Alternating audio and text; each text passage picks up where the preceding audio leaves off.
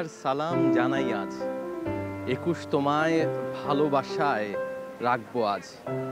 ২১ তোমায় বুকের ভেতর শোক টুকিয়ে রঙিন করে দিব সবটা সময় জুড়ে। এই যে ২১ নিয়ে নানান রচনা, নানান কবিতা থাকে, উপন্যাস, গল্প কিংবা ইতিহাসের সাক্ষী এই ২১। সেই ২১-এর নানান ঝলমলে আলোর মাঝে কিন্তু আমরা এখানে আছি বইমেলায়। বইমেলা ১৯৭২ সালে মাত্র ৩২টি বই দিয়ে শুরু হয়েছিল। আর এই বইমেলাতেই কিন্তু যেই উদ্দীপনা, যেই জাগরণ, যেই চেতনা, সেটি কিন্তু শোকের। তবে শোককে কাটিয়ে আমরা এই বইমেলাকে করেছি রঙিন, আমরা করেছি আমাদের চেতনার একটি বড় শক্তির জায়গা। যেই শোক থেকে হয়েছে গর্বের জায়গা। আর গর্বের মেলায় আমি শাহাদাত অভ্র আপনাকে স্বাগত জানাচ্ছি। শুরুতেই শুরু করতে চাই যে এবার নতুন বইয়ের সংখ্যা দিয়ে। এবার আজকের দিনে, আজকে নবম দিনে কিন্তু বইয়ের সংখ্যা দাঁড়িয়েছে ৬৫৩তে। তবে আজকের দিন শুধু আজকের দিনেই বইয়ের নতুন সংখ্যাটা হচ্ছে ৯৭। এই সব কিছু মিলিয়ে কিন্তু হচ্ছে নতুন পুরনো সব বই মিলিয়েই কিন্তু হচ্ছে এবারের বইমেলা। তবে এবারের বইমেলায় শুধুমাত্র যে নতুন বইয়ের সংখ্যা নিয়ে বা নতুন বইকে নিয়ে মানুষের উদ্দীপনা বা আলোচনা বেশি এমনটা নয়, বরঞ্চ পুরনো বই। এখানে আমি কিছুক্ষণ আগেই দাঁড়িয়েছিলাম, তখন কিন্তু মানুষ অনেক বেশি হুমায়ুন আহমেদ কিংবা রবীন্দ্রনাথ, কাজী নজরুলেরও কিন্তু বই এসে খুঁজেছেন এই স্টলগুলোতে। আর স্টলগুলোর যদি কথা বলতে চাই, স্টলগুলো কিন্তু সেজেছে রঙিন সাজে। নতুন বাংলাদেশ নতুনভাবে সেজেছে এই পুরো বইমেলা। কেন নতুন সেটির কথায় যদি ব্যাখ্যায় যদি আসতে চাই, তাহলে কিন্তু বলতে হয় যে জুলাই অভ্যুত্থান কিন্তু হচ্ছে নতুন এক যাত্রার কিন্তু জায়গা তৈরি করে দিয়েছে। বিশেষ করে স্টলগুলোতে আমি দেখেছি যে একটি স্টলের কথা যদি আমি বলি, যে শুধুমাত্র গুলতি দিয়ে কিভাবে হচ্ছে একটা স্টল সাজানো যায়, সেটাই কিন্তু হচ্ছে আমরা সেই স্টল দেখলে তাকালে বুঝতে পারি। জুলাই অভ্যুত্থানে আপনারা জানেন যে গুলির বিপরীতে কিন্তু হচ্ছে গুলতি দিয়ে অনেকেই রাস্তায় নেমেছিলেন, প্রতিবাদ জানিয়েছিলেন ছাত্ররা। সেই গুলতির আর গুলির যেই অপার সৌন্দর্য, সেটি কিন্তু ফুটে উঠেছে এই বইমেলার স্টলগুলোতে। জুলাই অভ্যুত্থানের চেতনাকে সঙ্গী করে কিন্তু হচ্ছে নানান বই বেরিয়েছে। যারা তরুণ আছেন তারা কিন্তু সেই বইগুলোর প্রতি অনেক বেশি আকর্ষিত হচ্ছেন, এমনটাই কিন্তু জানিয়েছেন যারা প্রকাশক এবং লেখক আছেন তারা।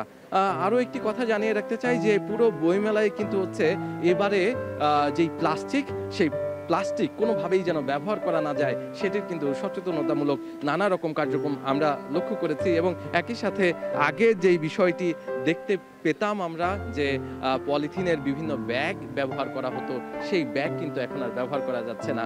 বইমেলায় যারা শিশু আছেন তাদের জন্য কিন্তু অন্য রকম একটি আগ্রহের জায়গা হয়ে ওঠে।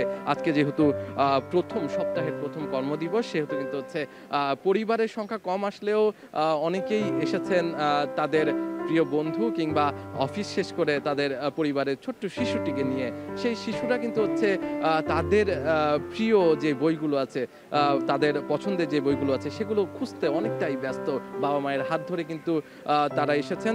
একই সাথে অনেকেই এসেছেন বন্ধুদের সাথে নিয়ে। সেই বন্ধুর কথা যদি বলতে চাই, আমারও কিন্তু হচ্ছে বইমেলায় আসার ক্ষেত্রে কিন্তু হচ্ছে নতুন কিছু বই যেমনি কিনতে চাইতাম, তেমনি কিন্তু হচ্ছে পুরনো সব বন্ধুদের সাথে দেখা হয়ে যেত। সেই আগ্রহের জায়গা কিন্তু হচ্ছে আমি কখনোই হচ্ছে শেষ করতে পারতাম না ভেবে যে এই যে বইমেলার অপেক্ষায় থাকতাম যে একটি নতুন আড্ডা, নতুন কিছু বই, আমার লিস্টে থাকা সব বই কিনতে হবে। সেই প্রেরণায় আমি কিন্তু এই বইমেলায় আসতাম একটা সময়।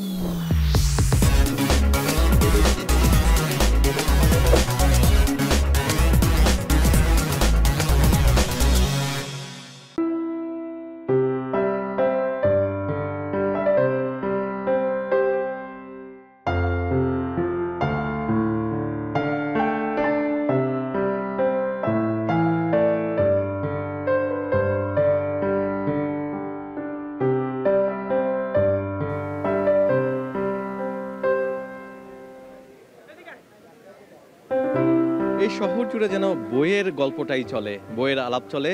২-৪ পাতা পরে কেউ সাথেই এই বইগুলো কিনতে থাকে। তবে এইবারের বইমেলা কিন্তু অন্যান্য বারের থেকে অনেকাংশেই বড় আকার ধারণ করেছে, আর একটু যে বিস্তৃতি সেটি কিন্তু আরেকটু বাড়িয়ে নিয়েছে পুরো বইমেলা। আর যেই 1972 সালে কিন্তু যতখানি জায়গা জুড়ে একটি দোকানে মাত্র 32টি বই দিয়ে যেটি শুরু হয়েছিল, সেটি কিন্তু এখন বাংলা একাডেমি এবং সোহরাওয়ার্দী উদ্যান দুই পাশেই কিন্তু হচ্ছে। যদি প্যাভিলিয়নের কথা বলতে চাই, প্যাভিলিয়ন সংখ্যা কিন্তু হচ্ছে মোট 37টি, তবে 36টি হচ্ছে সোহরাওয়ার্দী উদ্যানে আর বাংলা একাডেমিতে আছে একটি। তবে আরেকটি কথা জানিয়ে রাখতে চাই যে যারা কিনা হচ্ছে সরকারি এবং বেসরকারি প্রতিষ্ঠান আছে সেগুলোর যে স্টলগুলো আছে, প্যাভিলিয়ন আছে, সবগুলোই কিন্তু হচ্ছে বাংলা একাডেমিতে। আর এই পাশটায় মানে সোহরাওয়ার্দী উদ্যানে যে স্টল এবং প্যাভিলিয়ন সবগুলোই কিন্তু হচ্ছে সাহিত্য এবং বিভিন্ন ধরনের হচ্ছে লেখা দিয়ে সাজানো। আজকে আমাদের সাথে আছে ডক্টর আনিসুর রহমান ফারুক, তিনি গবেষক এবং লেখক। তার সাথে গল্প করতে চাই।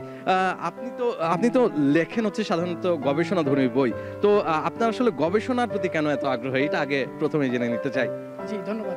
আমি নিজে গবেষক, আমি প্রফেসর হিসেবে আছি ইউনিভার্সিটি অফ ভাসা, ফিনল্যান্ডে, এবং আমি দুটো পিএইচডি করেছি তার আগে। সো আমি নিজে একজন গবেষক এবং আমার গবেষণার বিষয়বস্তু আন্তর্জাতিক ব্যবসা বা ইন্টারন্যাশনাল বিজনেস হলেও আমি 2017-তে যখন ফিনল্যান্ডে যাই সেকেন্ড পিএইচডি করতে, তখন আসলে আমার ধর্মচর্চার যে উপর হয় আর কি, আপনার ফোকাসটা বাড়ে যখন, তখন আমি পড়াশোনা শুরু করি কোরআন নিয়ে, এবং ওই সময় থেকে আমার আসলে এই পাশাপাশি এই গবেষণাটা শুরু। এবং এক পর্যায়ে দেখলাম যে আমি যে এই জিনিসগুলো বুঝতেছি সেটা হয়তো আসলে সাধারণ মানুষের মধ্যে ওইভাবে কোরআনকে অনুভব করার বিষয়টা নেই। যেমন নারী কেন্দ্রিক বিশ্লেষণ যে জিনিসটা, যে কোরআন যে কোনো বই, সেটা মুভি হোক বা বই হোক, বিজ্ঞান প্রমাণ করছে যে আসলে একজন নারী এবং একজন পুরুষ সেটাকে ভিন্নভাবে ব্যাখ্যা করে। আপনি একই মুভি যদি দেখেন, সেটা একজন নারীকে যদি ব্যাখ্যা করতে বলেন এবং একজন পুরুষকে, সেটার মধ্যে দেখবেন তারা ভিন্ন ভিন্ন মেসেজ সেখান থেকে পিক করে। সো সেই গবেষণার প্রেক্ষাপট থেকে আপনি যদি ধরেন যে কোরআন শরীফ যদি পড়ে, একজন নারী যেই মেসেজটা ওখান থেকে নেবে এবং পুরুষ নেবে, সেটা এক হবে না। সো ওই জায়গাটায় এখন বর্তমানে অনেক বড় বড় গবেষক ওয়ার্ল্ড ওয়াইড, নারী গবেষকরা এই কাজগুলো করছেন, যে ব্যাখ্যা করার চেষ্টা করছেন নারীবাদী না, নারী কেন্দ্রিক ব্যাখ্যাটা, যেখানে নারী সেখানে নায়ক হিসেবে থাকবে সে, এবং সমতার যে বাণীটা সেটা নজরুল যেটা প্রমোট করেছেন, সেই জায়গাগুলোই আসলে যে নারী কেন্দ্রিক ব্যাখ্যা এবং সমতার যেই ব্যাখ্যাটা কোরআন থেকে গবেষণার মাধ্যমে, এটা আসলে বয়ান বা ওরকম কিছু না, এটা সিরিয়াস গবেষণাটাই। কিন্তু কোরআন সম্পর্কে যাদের আগ্রহ আছে সেরকম সকলের জন্য এই বইগুলো, এবং এখানে অনেক ইন্টারেস্টিং বিষয় আছে, অনেক মজার এবং অনেক জানার বিষয় আছে। আমার 5টা বইয়ের মধ্যে 4টাই কোরআন এবং কোরআনের নারী কেন্দ্রিক এই গবেষণা। 3টি প্রকাশ করেছে অ্যাডন পাবলিকেশন এবং একটি সময় প্রকাশন এবারের বইমেলায়। আর একটি উল্লেখযোগ্য যে বিষয়টা হচ্ছে যে আমি দেখলাম যে শুধু যে এই গবেষণা দিয়ে আসলে মানুষের মধ্যে যে এই জানার বিষয়টা আসলে পূর্ণাঙ্গতা লাভ করবে না। সেই জন্য আমি ভাবলাম যে বাংলাদেশের কিশোর তরুণরা, তাদের মনে যে প্রশ্নগুলো জাগে, ধর্ম হোক, সেটা মানবতা হোক, সেটা নিজের বেড়ে ওঠা হোক, পারিবারিক বলয়ের মধ্যে যে ধরনের কোশ্চেনগুলো আসে, সেগুলোর আনসার তারা আসলে পায় না।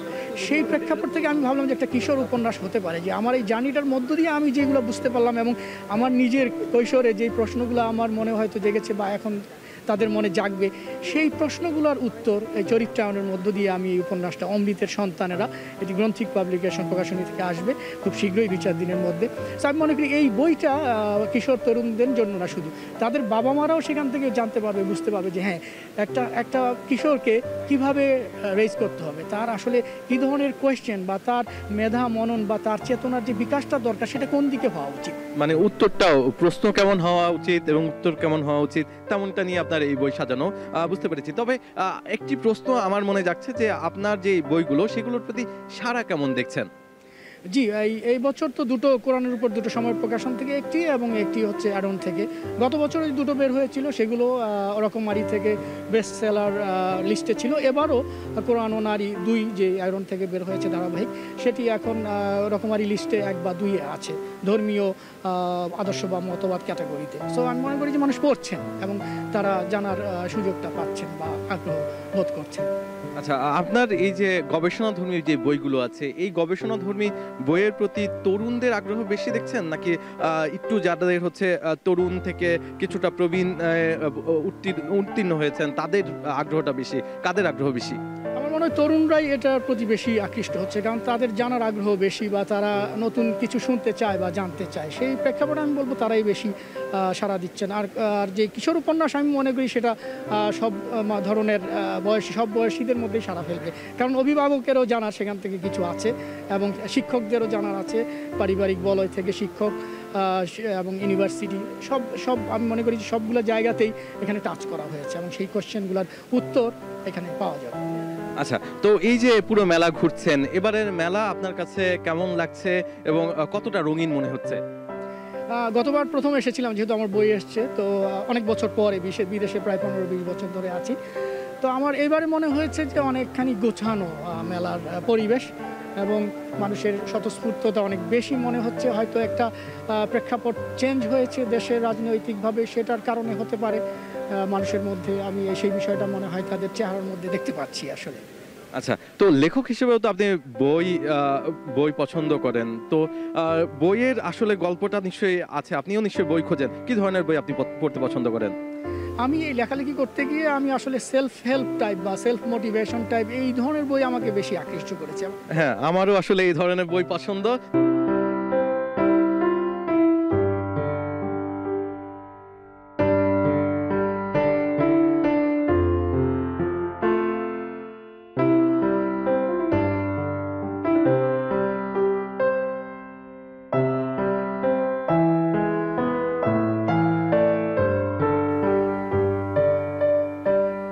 বই কারোর কাছে বিভিন্ন জ্ঞানের প্রতীক হয়ে ওঠে, আবার কারো কাছে প্রেম, ভালোবাসা কিংবা খুব কাছের কোনো বন্ধু হয়ে ওঠে। এই বইকে নিয়ে নানা মানুষের নানা রকম স্বপ্ন থাকে, এই যে নতুন করে প্রাপ্তির একটা জায়গা তৈরি হয়। বই নাকি মানুষকে একাকিত্বের জায়গা থেকে বাঁচিয়ে রাখে, বই মন খারাপ করতে দেয় না। সেই জায়গা থেকে মানুষ আসে নতুন বইয়ের খোঁজে, বলা যায় নতুন বন্ধুর খোঁজে। এখানে অনেকেই আছেন যারা খুব মন দিয়ে বই পড়ছেন অনেকটা সময় জুড়ে। আমি একটু জানতে চাইবো যে নতুন বইয়ের খোঁজটা আসলে কেমন পাচ্ছেন ওনারা। আমি ভাই আপনার সাথে একটু কথা বলতে চাই যে নতুন বইয়ের খোঁজ নিশ্চয়ই আপনি করছিলেন, অনেকক্ষণ ধরে বই পড়ছেন, তো কি বই দেখছেন, কি ধরনের বই পড়তে পছন্দ করেন? আমি মূলত ইতিহাস টাইপের বই পছন্দ করি, ইতিহাস, তারপর মিথোলজি। তো ওদের এখানে অনেকগুলো বই পেলাম, ইতিহাস আর মিথোলজি, প্লাস আমি আবার ইসলামিক গণনার বিভিন্ন বই আছে যেগুলো আমি মূলত পড়ি, যেমন সমকালীন প্রকাশনী, রায়ান প্রকাশনী, তারপরে আপনার কালান্তরের আছে, ওইখানেও ভালো ইসলামিক ইতিহাসের বই লিখতে পারে, বা বিভিন্ন ইতিহাস যেমন বিশ্বযুদ্ধের বিভিন্ন ইতিহাস বা ওগুলোর বিভিন্ন তথ্য বা ওগুলা পড়তে মূলত আমি পছন্দ করি। তো এবারে বইমেলায় আলহামদুলিল্লাহ অনেক ধরনের বই পেয়েছি। আপনার হাতে দেখছি অনেক বই, তো কি কি বই কিনলেন একটু আমরা জানতে চাই। আমি কিনছি রায়ান প্রকাশনীর একটা বাংলা সাহিত্যের অন্ধকার যুগ, বাংলা সাহিত্যের অন্ধকার যুগ, মিথ বনাম বাস্তবতা, এটা ছিল মুসাল হাফিজের। আর আরও কয়েকটা কিনছি আপনার। আচ্ছা, আপনার হাতে অনেক বই, আসলে আমরা আপনার সাথে কথা বলতে চাই, তার আগে হচ্ছে আমি এই পাশে আরেকজনকে দেখতে পাচ্ছি যিনি কিনা হচ্ছে অনেকক্ষণ ধরে বই পড়ছেন। আপনি আসলে কি ধরনের বই পড়তে পছন্দ করেন এবং আপনার হাতে কি বই আছে? প্রাচীন প্রকৃতির অবাকৃতি। আমাদের পৃথিবীতে প্রাচীন প্রকৃতির যে বিভিন্ন রকমের রয়েছে ওগুলা সম্পর্কে জানার জন্য বইগুলো দেখছি। তো কি ধরনের বই পছন্দ আপনার? ইতিহাস সম্পর্কে বা পুরনো যে প্রাচীন সভ্যতাগুলো আছে এই সম্পর্কে বই পছন্দ করি, বিভিন্ন জিনিস জানতে পছন্দ করি। তো জানার জন্যই বইমেলায় আসা, বিভিন্ন রকমের বই পড়া বা কেনা। আচ্ছা, তো এই যে নতুন প্রকাশিত বইয়ের প্রতি আপনাদের বেশি আগ্রহ, মানে আপনার বেশি আগ্রহ নাকি যেগুলো অনেক আগে পুরনো প্রকাশিত হয়েছে সেগুলোর প্রতি?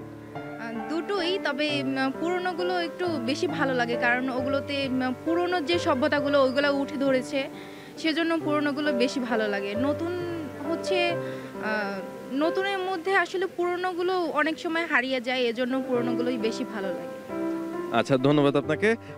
আমি মূলত হচ্ছে এখানে অনেকক্ষণ ধরেই দেখছিলাম যে এই যে বইয়ের সাথে যেই মানুষের একটা সম্পর্ক, সেই সম্পর্কের জায়গা থেকে কিন্তু হচ্ছে সবাই বইকে কেন্দ্র করে বই পড়ছেন এবং অনেকক্ষণ ধরে পৃষ্ঠা উল্টে পাল্টে দেখে পছন্দের বইটিকে কিন্তু হচ্ছে সঙ্গী করছেন। শুধুমাত্র নতুন বইয়ের যে চাহিদা আছে বইমেলায় এমনটা কিন্তু নয়, তবে হ্যাঁ, নতুন বইয়ের টানে অনেকেই আসেন, তবে অনেকেই মেলায় ঢুকলেই পুরনো সেই হুমায়ুন আহমেদ কিংবা হচ্ছে রবীন্দ্রনাথ, কাজী নজরুল কিংবা যে যারা কিনা হচ্ছে প্রিয় লেখক আছে, সেই প্রিয় লেখকের বইগুলো কিন্তু না নিয়ে বাড়ি ফিরবেন এমনটা কিন্তু হচ্ছে ভাবতেই পারেন না।